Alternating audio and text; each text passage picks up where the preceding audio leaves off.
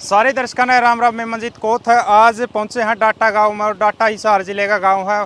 पानी की बात करें तो बहुत ज़्यादा पानी पूरा पहुंच गया है। और आज की बात करा, आज का टाइम है यानी 3 सितंबर 1995 में यह बाढ़ शुरू हुई थी जो हरियाणा में बाढ़ आई थी। वही दिन है आज 3 सितंबर 1995 वाला दिन है 2025 का आज तो।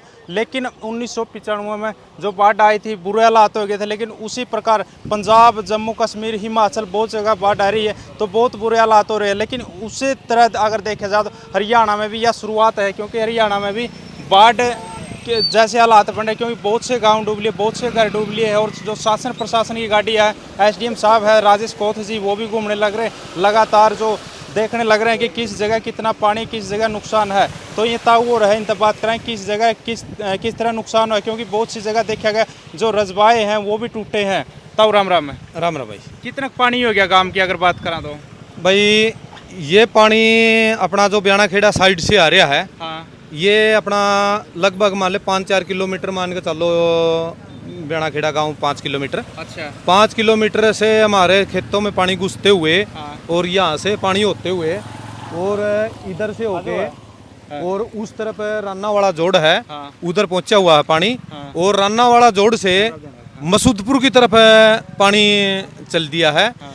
लेकिन मेरा जो अनुमान है, क्योंकि मैं टीवी चैनलों को और सोशल मीडिया को सबको देख रहा हूँ, तो ये पानी अब कंट्रोल होने वाला है, ज़्यादा देरी तक नहीं चलेगा, शायद शाम तक हो जाएगा। और हम रात को भी यहीं पे थे, मैं उधर से एक वीडियो बना के लिया था जो पानी बारिश भी कम होगी। हाँ, बारिश कम होगी, यहाँ पे बारिश कम होगी। हाँ। और पीछे भी बारिश कम है। बिल्कुल।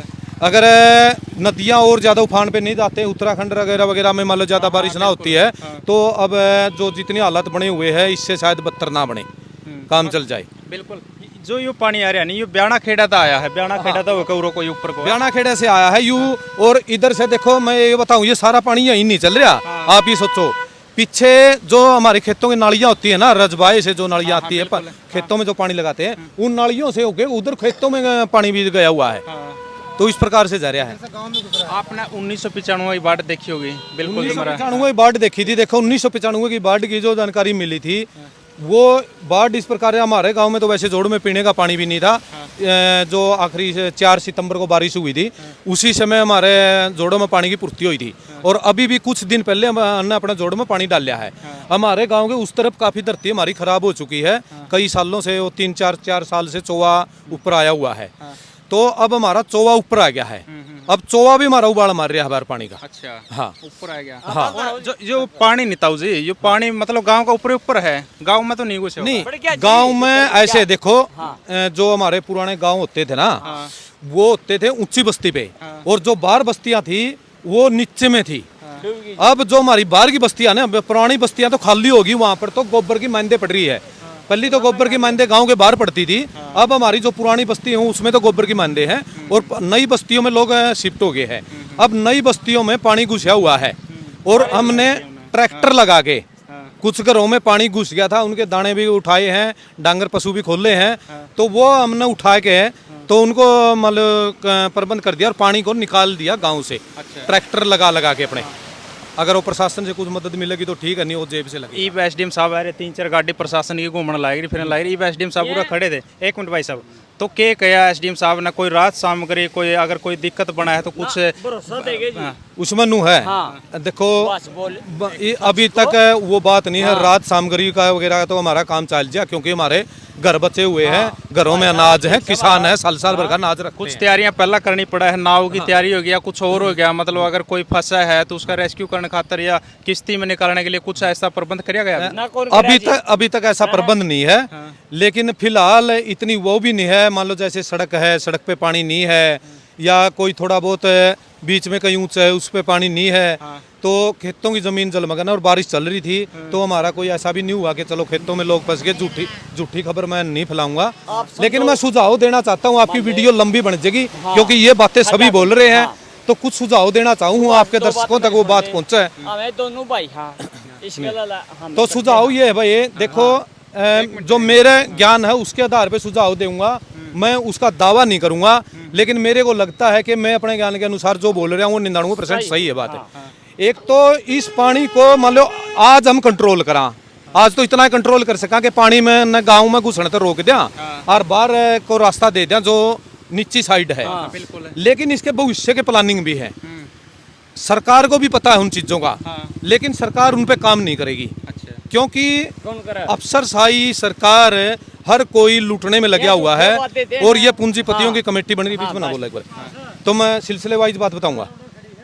तो फिर क्या है, जैसे 50 फुट का बोर बनाया जावा है, मान लो बड़े सतर पे करने, एक बोर की नहीं बात कर रहा मैं, एक 50 फुट का बोर बनाया आपने और उसके साइड में एक 250-300 फुट का या 400 फुट का जितना भी बोर बनाने की जरूरत है वो बोर बनाया।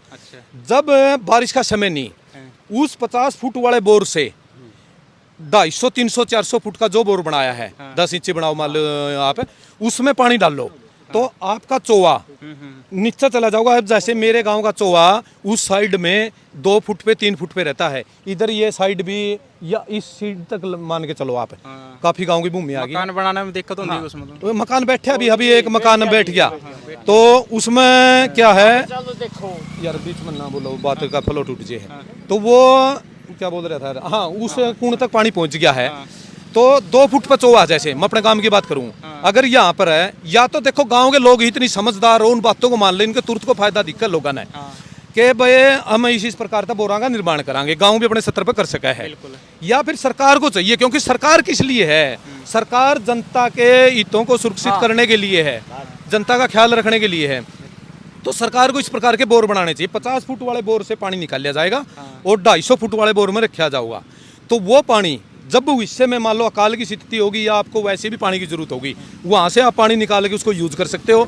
जो पानी डालोगे अंदर वही पानी निकलेगा, पहले वही निकलेगा, बाद में चरचरार जो उस जगह पे वो आएगा। बिल्कुल है। तो एक तो उसका भविष्य का, यानी कि पानी का स्टोर हो गया। हमने ना तो वाटर वर्क्स के पैसे लगाने, इस तरह की अगर कोई आपदा हुआ, इस तरह कोई स्थिति हुआ है तो उस पर लड़ा जा सका है। हाँ, इस प्रकार की कोशिशें पूरे देश में करने की जरूरत है। और एक मैं जनता को कहना चाहूंगा, भाई देखो, चक्कू का काम होता है सब्जी काटना और तलवार का काम होता है युद्ध में। लेकिन रसोइये के पास तलवार होगी ना, तो रसोइया तलवार से सब्जी ही काटेगा। अब बात सीधा सीधी ये है, अगर सरकार पूंजीपतियों की कमेटी नहीं है तो इस चीज की जांच होनी चाहिए पूरी दुनिया लेवल पे, क्योंकि प्रदूषण के नाम पे आगे बहुत बड़ी समस्या लोगों को दिखाई जाने वाली है, होगी, वो करी जा रही है। क्योंकि उसके लिए लोगों के लिए कार्बन क्रेडिट का सिस्टम आ रहा है। मैं कम शब्दों में बताना चाहूँ, क्योंकि समझदार लोग उन चीजों को समझते हैं, और जो लोग समझ की दिशा में आगे बढ़ना चाहते हैं वो फिर सोचेंगे कि ये क्या बोला इसने।